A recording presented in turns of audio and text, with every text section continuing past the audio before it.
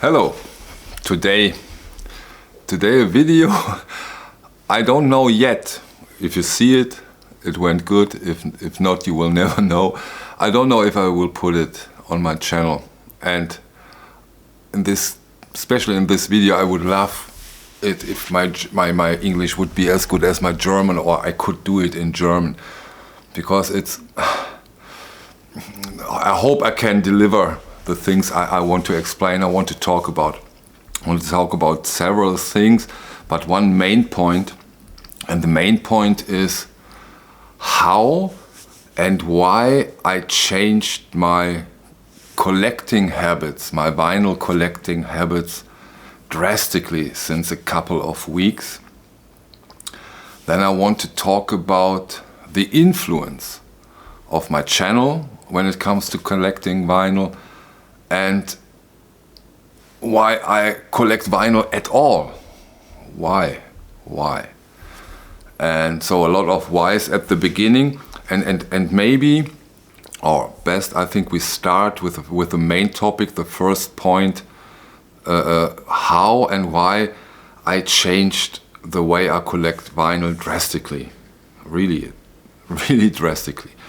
You know, when I started, 90% of my vinyl research, of the records I bought, the way I was oriented was backwards. What's out there, what titles are there when it comes to audiophile recordings. That was the phase when I started my channel, and for a long time I looked back and tried to get those icons.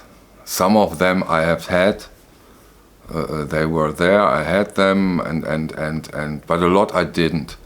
And so there was a lot of records I bought over at Discogs, Music Matters Jazz, especially the SRX versions, which at that point have been still available for a decent price.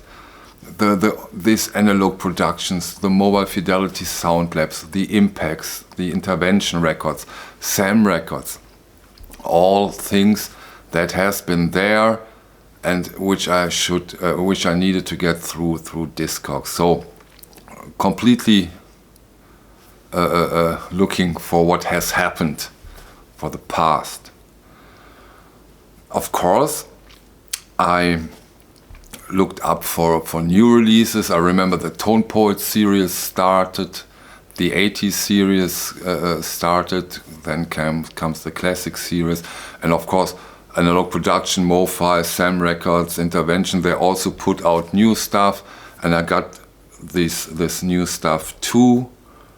And then a couple of weeks, 2 months, 2.5 months, 3 months, I did a video about it. Mobile Fidelity announced 38 titles. And I already had a gut feeling and so, is it the right way I'm doing it? Also, when it comes to my channel, I changed that already, but I was, after a couple of months, I was a bit tired of showing you records and say, oh, here, look at this one. It's a great, gorgeous, beautiful, stunning release. But in a way, you can't get it anymore because it's too expensive, or it doesn't make sense to pay this price. And then, as I said, this announcement, this huge announcement from Mobile Fidelity Sound Lab came.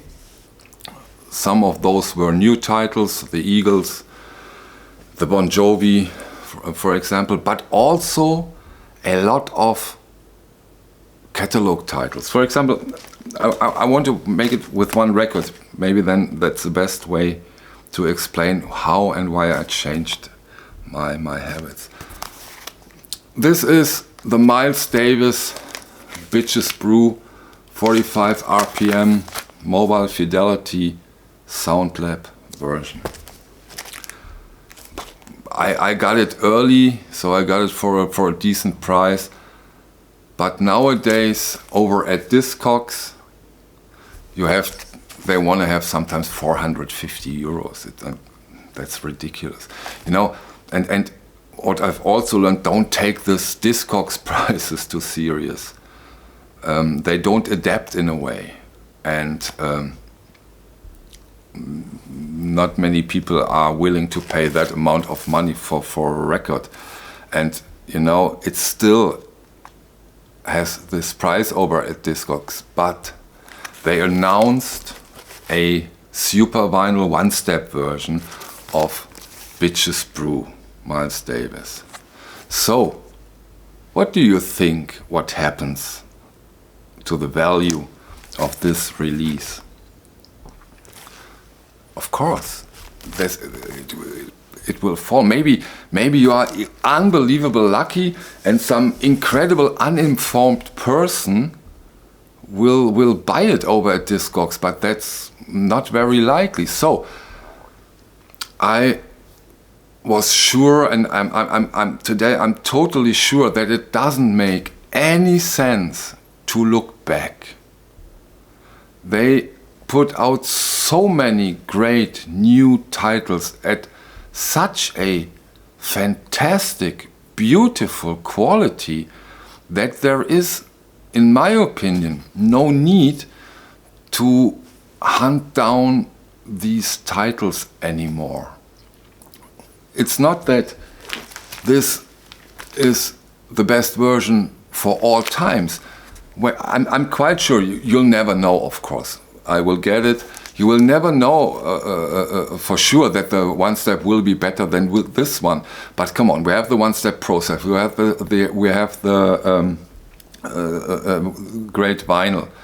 It's very, very likely. And then we have a good availability for a couple of times. And I'm sure they will put out a lot of titles in the upcoming years. And that's my point. That's how I collect nowadays, or what I would recommend how you collect nowadays when it comes to vinyl, that you go for the announcement. Order them early, and then you're on the safe side, and you don't need to hunt down those sometimes ridiculously overpriced. Yeah, I'm sorry to say, even if I heard my own collection now, those titles are sometimes totally overpriced. And you have, in my opinion, you have to make a distinction. You have to make a distinction between limited, really limited editions, or titles that will see a repress, which is always also a very interesting and difficult topic. We go into that one a bit later, but this is the most important distinction for me. Is it an once in a lifetime event that this one comes out like it is with some box sets when it comes to the extra stuff, or let's take out the most extreme versions of limited releases when it comes into the audiophile market. Let's take the Electric Recording Company. Extremely high priced, extremely limited, usually gone within a couple of hours, the most, really the most, and they will never ever do a repress of any of their titles. So that's the business model. And that, of course, gives you the assurance that if you buy it, if you get a title, it's a one-time event that you have it. And there won't be any repress, at least not in this manner they do it. I don't want to go now too deep into the Electric Recording Company, or also the UHQR titles from Analog Production, although I have to say 25,000 titles from Kind of Blue is quite something. And then of course we can expect someday a 45 RPM version of Kind of Blue. So there are quite some titles out there, and you don't have to be in a hurry to get them. Or the MoFi one steps, they are also limited. So that is something where you can be on the safe side when those companies assure you that these are limited titles. But even if they are not limited, it can be a pain if you're too late. Let's take one example. All know it. Chet Baker Sings. It has been repressed, but probably not enough. So, and again, stay calm, in my opinion. Stay calm. You don't have to be in a hurry. It will get repressed again, and then maybe you get a copy. Don't pay these high prices. It's not necessary, because of course the Chet Baker Sings is a great title, but there are also great titles announced, and there will be other great titles. So I was in the same position when I started collecting these audiophile releases. I concentrated on the, the Chet Baker Sings, I really have to get that, my God. Oh, $150, come on. And then you spend all that money, and then they repress them, and you can get it for 30 euros. So don't do that anymore. It's not necessary nowadays, in my opinion, because there is so much new stuff. The Acoustic Sound series, the Blue Note Tone Poets, the Classic series. So much stuff out there that is worth getting for the regular amount of money. Then there is another niche market, in a way, where it looks a bit different. This is these avant-garde electronic part of the music market, where you have sometimes, or not sometimes, quite often, numbers of, let's say, 300 pieces or 500 pieces. And due to the way the market nowadays works, that those small labels really have trouble to get their releases on the machines. You also have the situation, you have to be informed, you have to pre-order, you have to be quick, but same here. Don't look back, in a way, because then you pay this stupid amount of money, which is not necessary, in my opinion, because there is so much new stuff. There are so many new releases, which are beautiful, which are great. And that made me thinking for quite some time if I should talk about that in a video, because it doesn't matter how you do it wrong. I hope you get my point, because if you really want a record, why shouldn't you buy it just because of the price? Yeah, but difficult, really complicated really complicated topic. How do you handle it? Are you looking more backward, or are you concentrating on the new stuff? I, for myself, decided to concentrate on the new stuff and don't look back anymore, and talk and look for what is coming, what is there, what makes sense. As I said, a Bitches Brew for 450 euros from Mobile Fidelity Sound Lab, in my opinion, doesn't make sense, because we will see other versions, and as announced, we will see superior versions. Then another interesting example, in my opinion, is the Analog Production Prestige series, 25 monos, 25 stereos. An outstanding series of music, which has been or will be repressed, I think, completely, piece by piece, or 2 or 3, and then the next 2 or 3. And who would have imagined that 2 years ago, that this will be back again? And it's of course a great thing to that it's back again, but this is also a good example. They always come back. The Bill Evans box set, what a treasure, what a beautiful box set. It has been sold for 1,800 euros, I think, here in Germany, and now it's back. Or no, you can pre-order it, which I really, if you're into that kind of stuff, really recommend, because this is a dream box set. Even, and now, okay, I do it. I think that we also will see the Beatles mono box set back. Maybe something 60s Beatles, I don't know. But don't pay that silly amount of money. I'm sure, I'm quite sure we will see the Beatles mono box back in print. Or something very, very, very similar to it. Kill me, don't kill me if they don't do it, but I really, really can imagine. Don't pay that silly amount of money for it. It's not worth it.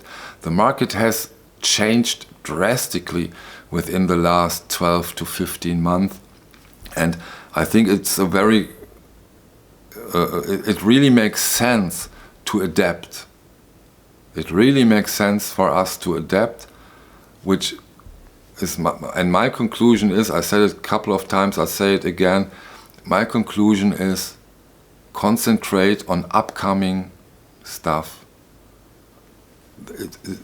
It's galore. There is so many great titles that we will see, that it's not necessary to cry for releases we don't have, they are gone, and a lot of them will come back.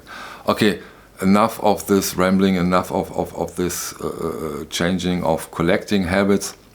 Another point I wanted to talk about is how does having a channel reflects on my collecting habits, and it really does, because there is this monetization thing, and the money I get from YouTube and Amazon, I spend back on vinyl, which enables me to buy stuff just for the fun and pleasure, and is fun and pleasure of comparing things, like the Art Blakey First Flight to Tokyo and stuff like that, or the Joni Mitchell box set. And of course I buy records I wouldn't buy if I would not have this channel and talk to you about these releases. So, but again, also for the records I buy for the channel, I don't look back. I would not buy this expensive Elton John record from Mobile Fidelity Sound Lab just to talk about it and show here it is and it's so expensive. No, that doesn't make sense anymore nowadays, I think. And that whole melange now is the way I collect now, and it's not set in stone. Maybe it changed a bit back. How is it with you? What's your positioning nowadays? I will do a collaboration video about collecting changes of ways how they collect, but I wanted to make this video, if I put it online, to declare or explain my point of view, my standpoint when it comes to collecting. Okay, that's it. Enough said. Thank you for your time. Bye.